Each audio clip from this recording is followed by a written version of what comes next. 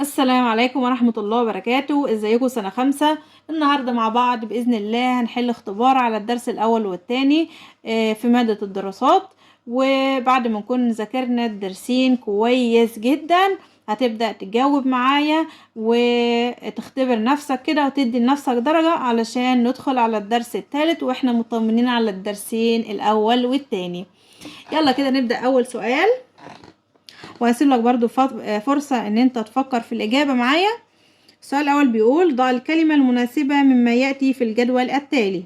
يعني عندي مجموعة من الكلمات، كل كلمة هحطها في مكانها. عاصمة مملكة الشمال، أدور بقى هنا في الكلمات اللي حطيتها فوق لو أنا مش فاكر. عاصمة مملكة الشمال كانت الطوب اللبن، طبعا دي استحالة. بوتو، أبيض، أحمر، أون، منفر. أنا هنا عندي 3 أماكن: بوتو وأون ومنفر. طبعا عاصمة مملكة الشمال هي ايه؟ بوتو.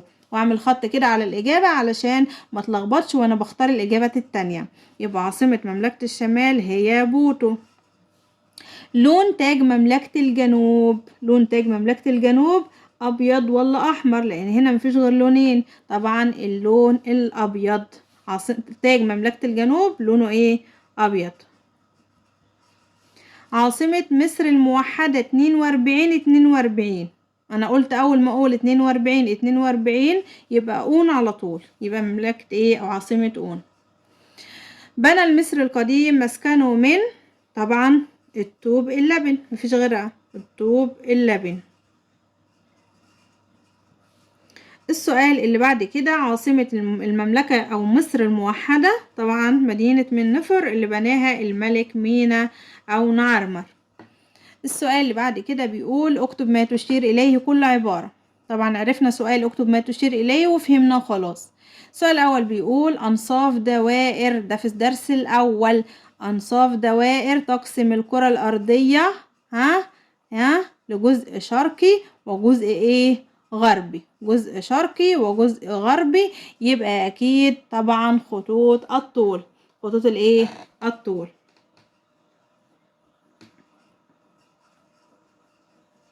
ممتازين.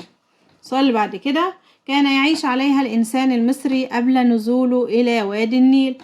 مكان كان بيعيش عليه المصري القديم قبل ما ينزل لوادي النيل، طبعا مين؟ ممتازين، الهضاب. ملك مصري استطاع توحيد مملكة الشمال والجنوب. طبعا كده فهمنا وحفظنا خلاص، الملك مينا. السؤال اللي بعد كده: اكتب كلمة صح أو خطأ. تكونت المدن من تجمع الأقاليم في مصر قديما. المدن هي اللي اتكونت من أقاليم جنب بعض، أقليم وأقليم وأقليم كونوا لي مدن. طبعا إجابة إيه؟ خاطئة. ليه بقى؟ لأن الأقاليم هي اللي اتكونت من تجمع المدن، العكس. الأقاليم اتكونت لما اتجمعت المدن جنب بعض، يبقى نقول الإجابة إيه؟ خطأ. منستعجلش في الإجابة علشان ساعات الأسئلة كده فيها كلمة بتخليني أغير الإجابة خالص. يمكن استخدام دوائر العرض في حساب فرق التوقيت. دوائر العرض اللي هي بالعرض دي بنستخدمها فرق التوقيت؟ طبعا إجابة خطأ.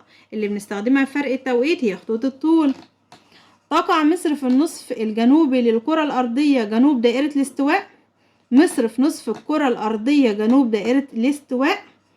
طيب لو هنقول ان دائرة الاستواء دي خريطة مصر طبعا كده على صغير، ولو قلنا مثلا ان دائرة الاستواء،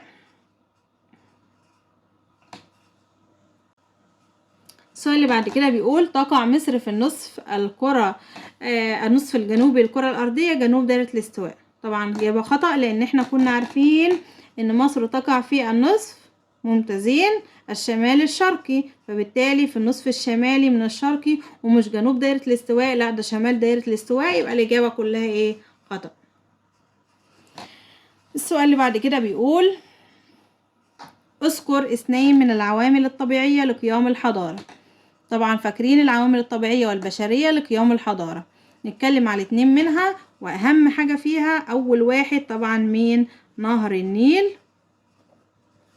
تاني حاجة ممكن نقول الموقع المتميز أو المناخ.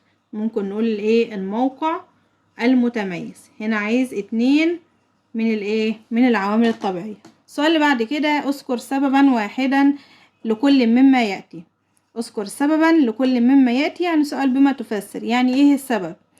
أهمية الموقع الجغرافي. ايه هي أهمية الموقع الجغرافي؟ ساعد على ايه؟ طبعا مكاننا في وسط قارات العالم القديم، هو ده موقعنا، بنطل على بحرين مهمين، ده موقعنا. ده أدى إلى ايه؟ أو مش أدى إلى ايه بقى؟ بسبب ايه؟ السؤال اللي بعد كده اذكر سببا واحدا لكل من. يعني ايه السبب في أهمية الموقع الجغرافي؟ ايه السبب اللي يخلينا نقول ان موقع مصر او الجغرافي مهم جدا؟ طبعا لانه ساعد ممتازين على الموقع الجميل ده اللي هو بيطل علينا او احنا بنطل على بحرين مهمين واحنا ملتقى قارات العالم القديم. ده ساعدنا على ايه؟ ساعد على الاتصال بدول العالم ثقافيا أو حضاريا وتجاريا. يبقى موقع مصر مميز أو مهم ليه؟ لأنه ساعدنا على الاتصال بدول العالم. طيب اذكر سببا لنهر النيل أهمية عظيمة عند المصريين. ايه السبب اللي يخلي نهر النيل أهمية عظيمة في قيام الحضارة؟ لأنه ساعد على الاستقرار. الأول حاجة لأنه ساعد على قبل الاستقرار ساعد على قيام ايه؟ حرفة الزراعة. وبالتالي نجيب بقى كده بالترتيب: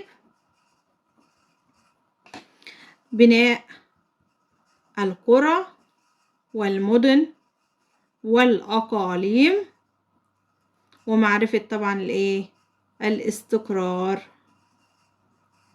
ده أهمية نهر النيل. طيب اذكر سببا لأهمية دراسة دوائر العرض. هي دوائر العرض دي بتفيدنا في ايه؟ أولا بتحدد الموقع شمالا وجنوبا. ممتازين. طيب هل لدوائر العرض أهمية تانية؟ طبعا أهميتها ان هي بتحدد طبعا الايه المناخ. برافو عليكم. السؤال اللي بعد كده: ما المقصود بالحكومة المركزية؟ الحكومة المركزية يعني الكلام ده على مين اللي كان بيرأس الحكومة المركزية؟ طبعا احنا قلنا. السؤال اللي بعد كده: ما المقصود بالحكومة المركزية؟ تعريف الحكومة المركزية: كنا بنقول ان الحكومة المركزية هي ان تكون السلطة في يد مين؟ ممتازين. في يد الحاكم ومعاونيه. وبتكون مقرها او مكانها فين؟ بتكون مقرها طبعا في العاصمة، وتكون مقرها العاصمة. السؤال اللي بعد كده: ما العلاقة بين الجيش المصري وقيام الحضارة المصرية؟ يعني نشرح الأول كده سؤال ما العلاقة بيبقى عايز ايه؟ يعني ايه ما العلاقة؟ يعني هل الحاجتين اللي هم مديهمني في السؤال بيخدموا بعض؟ هل ليهم علاقة ببعض؟ هل بيفيدوا بعض؟ هل ده بيأثر على ده ولا ده بيأثر على ده؟ هو ده سؤال ما العلاقة. نمشي كده بالتفصيل بالراحة هنعرف نجاوب على أي سؤال ما العلاقة. ما العلاقة بين حاجتين؟ أولا بيديني حاجتين: الجيش والحضارة. هل الجيش ساعد على قيام الحضارة أو الحضارة ساعدت على الجيش؟ طبعا الجيش هو اللي ساعد على قيام الحضارة. يبقى ده ليه علاقة بده. يبقى الجيش المصري كان من العوامل البشرية التي ساعدت على قيام الحضارة. لو أنا جبت الإجابة بالشكل ده هبقى أنا كده ممتاز جدا.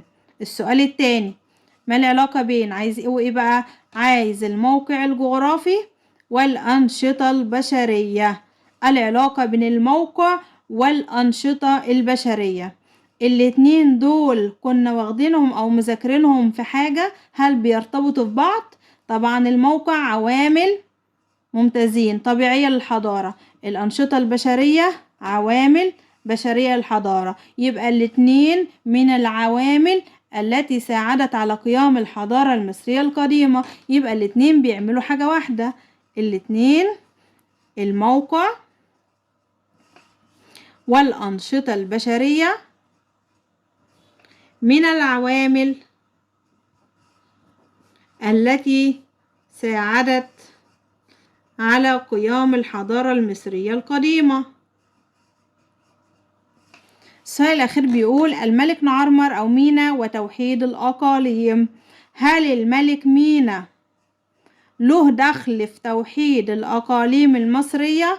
طبعا أكيد، لأن الملك مينا هو اللي ساعد على توحيد الأقاليم، فأكيد في علاقة بين الملك مينا وبين التوحيد. يبقى هنقول الملك مينا هو الذي وحد الأقاليم المصرية. وبكده نكون جاوبنا على الأسئلة بطريقة سهلة وبسيطة، وضمنتوا 15 من 15. برافو عليكم. كده انتوا مستعدين كده بالطريقة دي نكون احنا ننتقل على الدرس الثالث واحنا مطمنين على الدرسين الاول والتاني.